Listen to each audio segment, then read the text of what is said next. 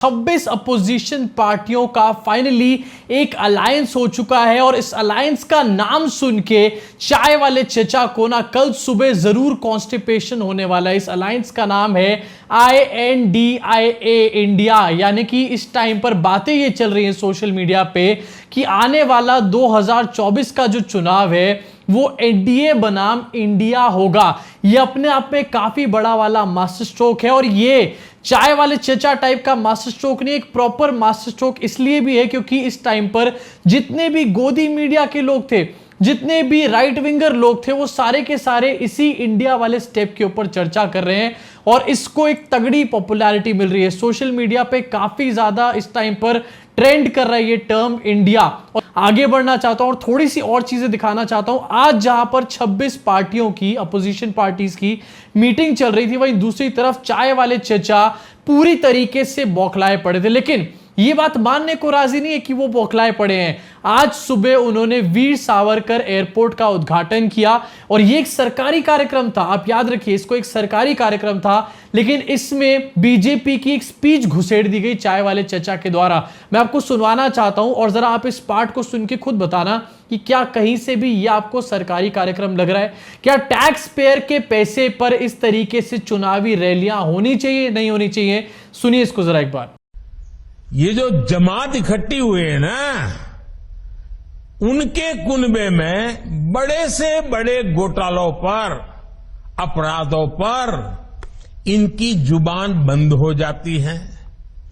जब किसी एक राज्य में इनके कुशासन की पोल खुलती है तो दूसरे राज्यों के ये लोग फौरन उसके बचाव में तर्क देने लगते हैं।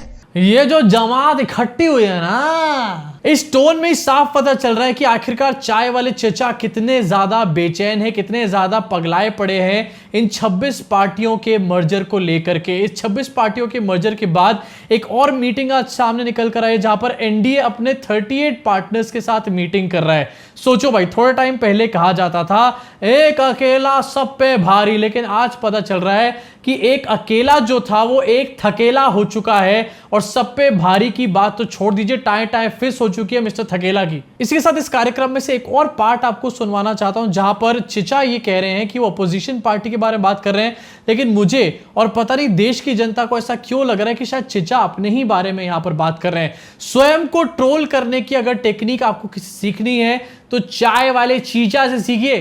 कल ये लोग बेंगलुरु में जुटे हैं।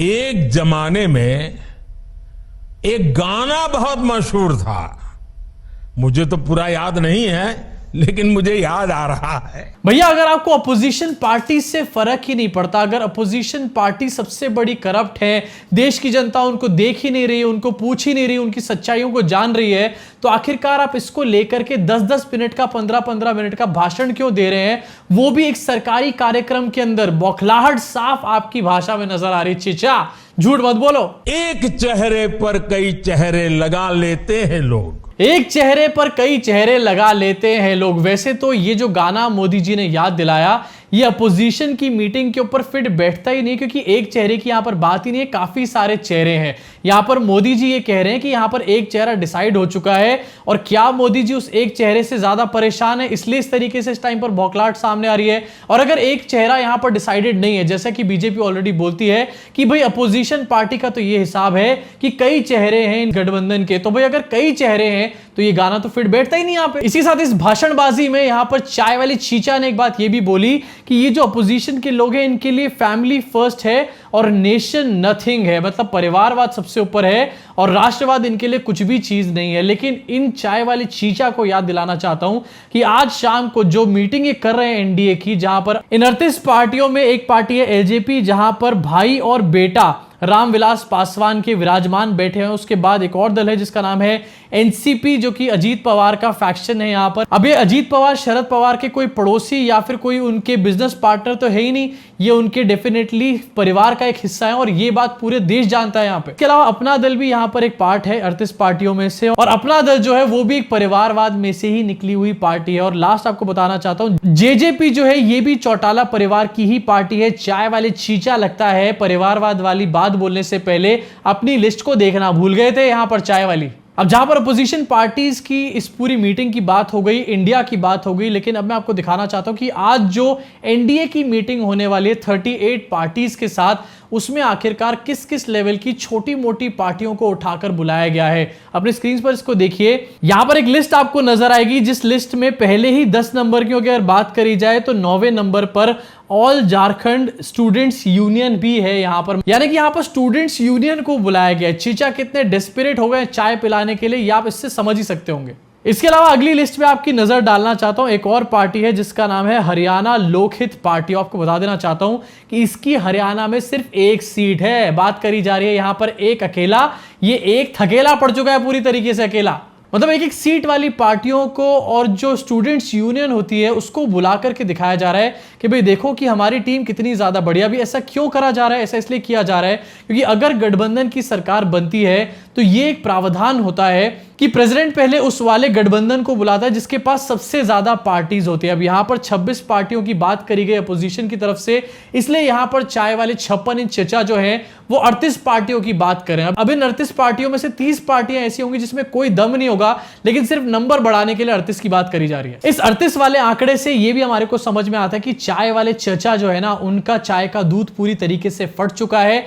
बहुत ज्यादा वो टेंशन में है इस पूरे अलायंस को लेकर जिसका नाम है इंडिया। खैर, इसी के साथ आगे बढ़ना चाहता हूं सोशल मीडिया की एक और ट्रेंडिंग खबर, जहां पर चीचा आज पूरे दिन ट्रेंड कर रहे थे, वहां पर दूसरे अडानी चीचा भी काफी ज्यादा ट्रेंड कर रहे थे। हिंडनबर्ग रिपोर्ट को लेकर के आज मतलब लगभग 6 महीने बाद अडानी को याद आया कि भाई मुझे इसके ऊपर सफाई पेश करनी है, क्योंकि चाय वाले चेचा ने फोन किया होगा करप्शन वाले मैटर पे जिससे सवाल ना उठ जाए। मॉनसून सेशन शुरू होने वाला है, तो अडानी भाई साहब ने यहां पर एक निकल करके प्रेस रिलीज करा और उसमें उन्होंने एक यहां पर लाइन बोली। क्या थी लाइन? अपनी स्क्रीन पर देखिए, भारतीय अर्थव्यवस्था 2050 तक दुनिया की दूसरी बड़ी अर्थव्यवस्था होगी, गौतम अडानी। अब भैया मुझे यह समझ में नहीं आता कि मेरे और अडानी जी के बीच में ये मोदी जी क्या कर रहे हैं। मैं डायरेक्टली अडानी जी या फिर अंबानी जी को वोट क्यों नहीं कर सकता, जैसे कि कुणाल कामरा ने कहा था एक बार अपने शो में।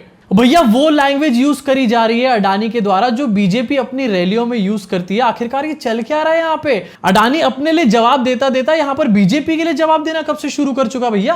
मैं अडानी चचा से सिर्फ इतना ही बोलना चाहूंगा कि भैया पहले अपनी धोती को संभालो, बीजेपी की लुंगी तो वैसे ही खुलने को तैयार है, कहीं इस चक्कर में तुम भी ना नब जाओ, अपने आप को संभाल लो।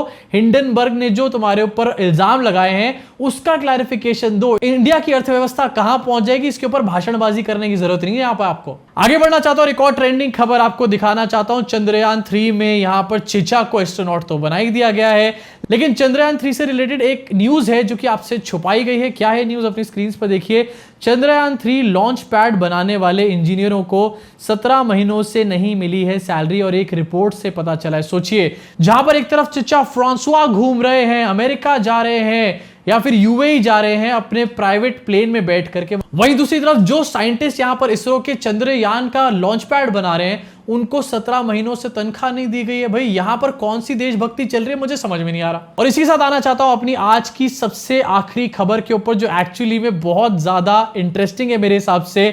ये पता चला है बिग बॉस OTT सीजन 2 जो चल रहा है उसमें ध्रुव, अपना भाई ध्रुव राठी जो है वो वाइल्ड कार्ड एंट्री लेकर के जाने वाला है। वैसे तो मैंने ध्रुव से ये न्यूज कंफर्म नहीं करी है, लेकिन काफी ज्यादा ये न्यूज देखने को मिल रही है और काफी ऑथेंटिक सोर्सेज से भी ये न्यूज देखने को मिल रही है। अब अगर ऐसा होता है तो ये अपने आप में काफी ज्यादा इंटरेस्टिंग हो जाएगा, क्योंकि Elvish Yadav already big boss OTT 2 में मौजूद है और एल्विश और ध्रुव राठी की कितना आपस में भाईचारा है, कितना प्रेम है, ये तो आप और मैं अच्छे तरीके से जानते ही हैं। अब अगर ध्रुव बिग बॉस 2 में आता है तो वहां पर क्या क्या होता है और किस तरीके से यहां पर एल्विश चीचा की पनौतियां लगती हैं, ये तो मैं आपको दिखाने का काम करूंगा। लेकिन अभी के लिए इस वीडियो को यहीं खत्म करना चाहता हूं। आपका क्या रिएक्शन है इन सारी खबरों के ऊपर, खास तौर से इंडिया वाली खबर के ऊपर क्या रिएक्शन है आपका? नीचे कमेंट सेक्शन में अपनी भड़ास को पूरी तरीके से निकाल डालो, क्योंकि यार कॉन्स्टिपेशन तो यहां पर कल चाय वाले चचा को होने ही वाला है। अगर आपको वीडियो पसंद है तो लाइक का बटन दबा के, सब्सक्राइब का बटन दबा के, बेल आइकन को जरूर दबाओ, जिससे कि अगली इसी तरीके की वीडियो आप तक पहुंच पाए बिना किसी देरी के।